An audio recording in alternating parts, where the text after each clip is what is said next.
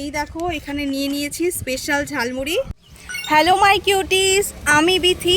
আমি আজকে এসেছি বাংলাদেশে একটা ঝালমুড়ির দোকানে। বাংলাদেশে এসেছি আর ঝালমুড়ি খাবো না, এটা তো হতেই পারে না।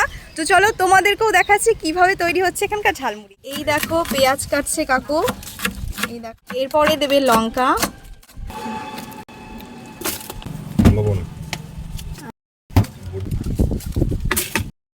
এই চলে গেল শসা। তোমরা বুঝতেই পারছো ঠিক কতটা টেস্টি হবে খেতে।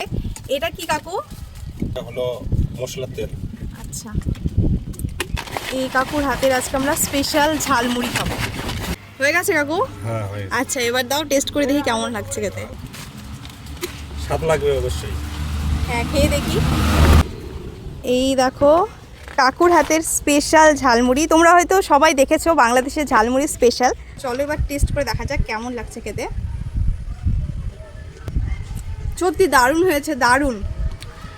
তোমরা কে খাবে চলে এসো। ঝালমুড়ি সত্যি খুবই ঝাল। আর এখানে মশলাও আছে, যে দেখলে আচারে একটা তেল দিয়েছে, আছে পেঁয়াজ আছে, এখানে বুট দিয়েছে, কাঁচা লঙ্কা আছে। খুবই ভালো লাগছে খেতে। আমরা খাই আর তোমরা এনজয় করো।